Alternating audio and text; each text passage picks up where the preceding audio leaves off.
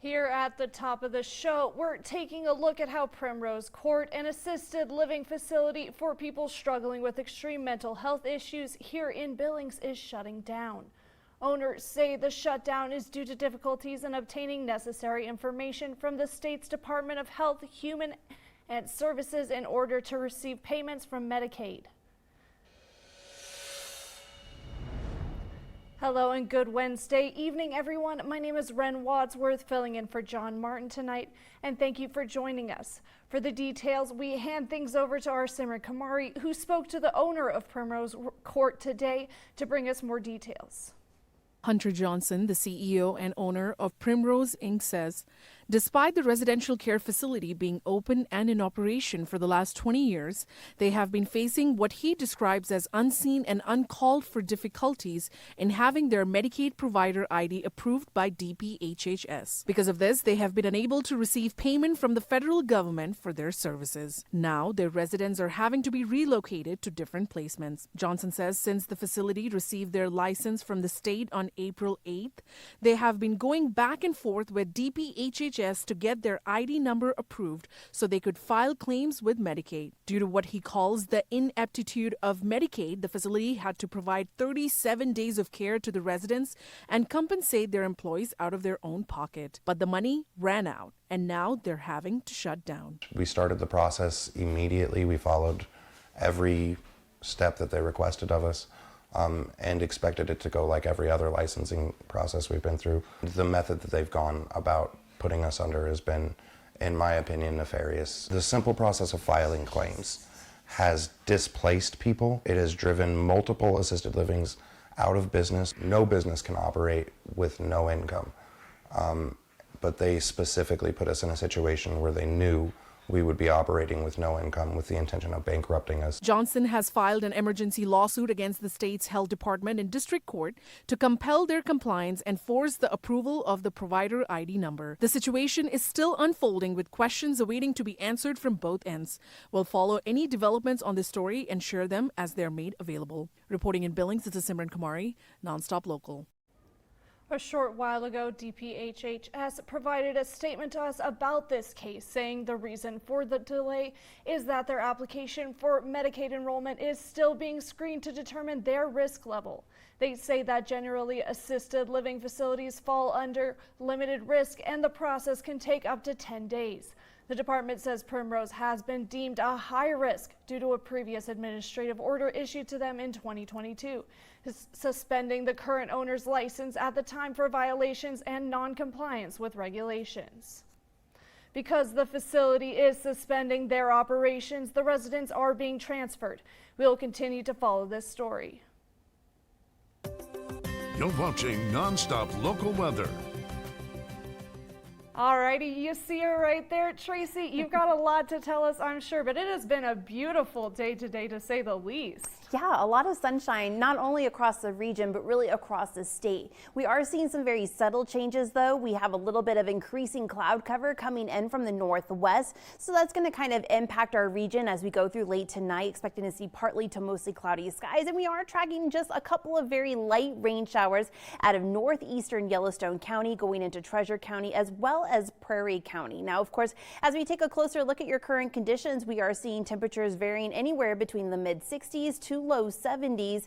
And of course, we are going to be talking about the chance for scattered showers and thunderstorms as we move through the rest of your work week coming up here shortly. Alrighty, thank you so much for that, Tracy. In America tonight, after weeks of former President Donald Trump calling on President Joe Biden to join him on the debate stage, Biden has now responded, issuing a challenge to Trump to face off next month. Julia Benbrook has the details. There's been a lot of debate about the debate schedule, but on Wednesday, President Joe Biden said he wants to meet former President Donald Trump on the debate stage sooner rather than later.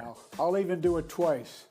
So let's pick the dates, Donald. I hear you're free on Wednesdays. The Commission on Presidential Debates had 3 official debates on the calendar starting in mid-September. But the Biden campaign says that the president will not be participating in the committee's announced debate dates. Instead, he's pushing for debates hosted by news organizations, one in June and one in September. pointing to the timeline of early voting as one reason to move the schedule up.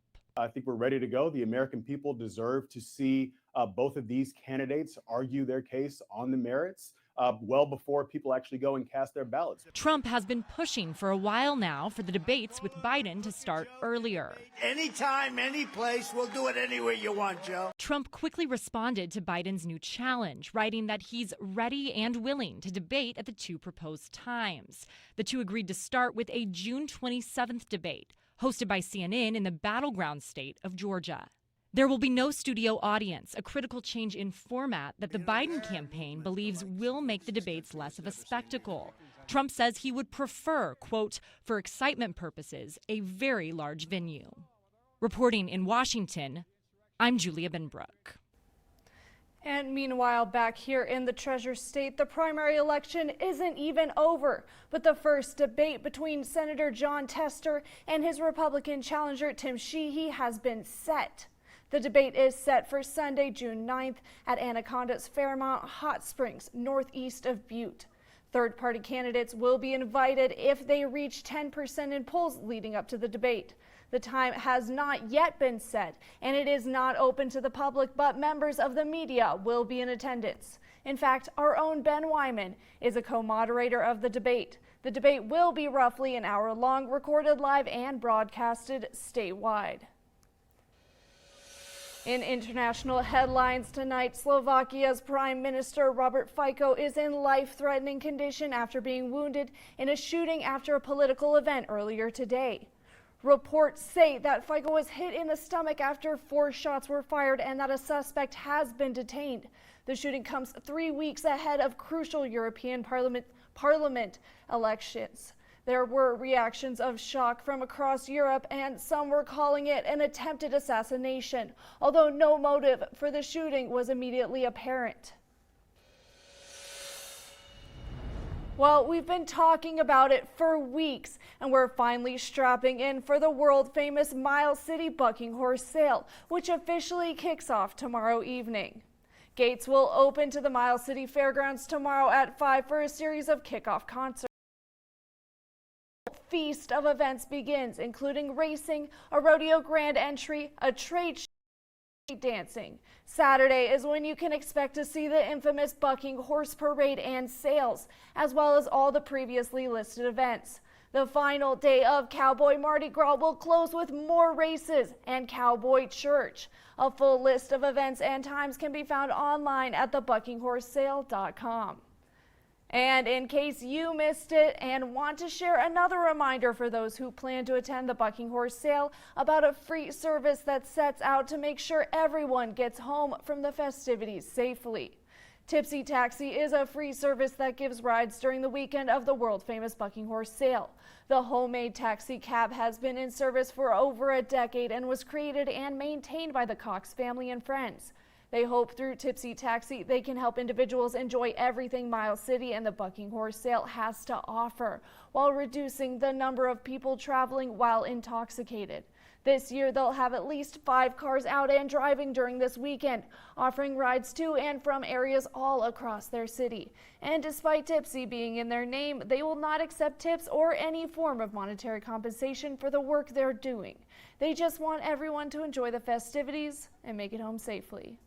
To schedule a ride with Tipsy Taxi this weekend, you can call either number on your screen right now. And their main number is going to be 406-852-4962 or at the other number on your screen, 406-853-6686. And it's a big week for hundreds of athletes from all across the state as the Special Olympics State Summer Games officially kicked off this morning. Tonight, the opening ceremonies take place at First Interstate Arena.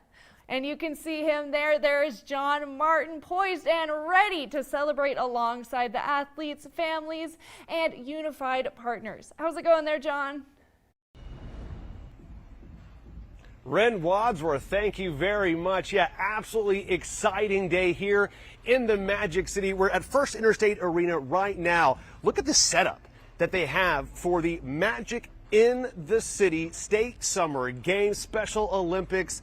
Oh my goodness gracious, what an absolutely fantastic day. Right now, the athletes are below us in the concourse having a dinner, a barbecue dinner, gathering together, helping to grow some of those relationships they started earlier today before the opening ceremonies. They had the track and field events over at Billings West. We had the opportunity to hang out and just check out these smiling faces. This is wonderful. Billings just needs to know what a special event this is, because it is such a great way for the community to come together to support these athletes and demonstrate the power of the human spirit, which is on display all week. Under a picture-perfect big sky, the Special Olympics State Summer Games kicked off in Billings Wednesday. I just feed off of this energy. I think it's such a wonderful feeling to see kids out here getting a chance to show their skills, getting a chance to achieve, getting a chance to experience the joy that these games bring. It just really deepens the love within this community, which is so special. Nearly 1,400 athletes will give their all over the next 3 days. Their motto, "Let me win, but if I cannot win, let me be brave in the attempt." I'm Betsy Schaefer, and I got a second place medal from Turbo Jab, and I am just really, really happy right now. It just means the world to me. Clearly, these games mean a lot to all of these athletes from all corners of our treasure state, like these two from Polson. You having fun? Yeah. There you go. Yeah, it's been fun. This is our first time up here, and it's been a whole, getting to see all these different athletes has been awesome. It's been really good. Or these two from Shelby. I'm just watching them play and cheer them on. I'm a And Danica just got, what did you throw? Javelin, right? She just threw javelin. These games are also designed to allow athletes to socialize and forge lasting relationships, either with other athletes or with their unified partners. It's pretty awesome. I mean, I think Anthony thinks it's cool to see other people compete just like he is. It's pretty awesome to be a unified partner and see how they grow. Thank you. It's a lot of fun. You should just offer to help out, and you'll get to learn a lot about people with special needs and about like sports and stuff. So I think it's fun. What do you think? I think it's fun. And for those of us watching from the sidelines, maybe the most beautiful thing happening here this week in Billings is how the Special Olympics can foster such an inclusive community spirit. So we just thank the community for being such a wonderful host, thank all of our volunteers, and thank all of these teams for making the trip here to Billings for a very special week. And I want to say one last thing. Go Special Olympics! Peace out. I'm out. Oh man, I mean, come on, that's just so fantastic. Again, the setup here for the Magic in the city. It's going to be the parade of athletes kicking off at 6:30 tonight. They're also going to have, tomorrow they're going to have gymnastics, they're going to have swimming, they're going to have just all sorts of events. It goes until Friday, or I should say through Friday. 1,400 athletes, 3 days here in the Magic City. Coming up, we're going to show you that parade of athletes. We're also going to speak to some people about, hey, it's not too late to get involved if you want to volunteer on what's truly shaping up to be a beautiful week here, not only with the weather, but also with all these athletes here in the Magic City. Ren? Alrighty, thank you so much for that, John. Like you were saying, there's a lot more still happening tonight, a lot more still happening this weekend to look forward to. And while we still have a lot more to go over tonight, we do have to take a bit of a break first. As soon as we come back, Chief Meteorologist Tracy Smith will take over your extended forecast.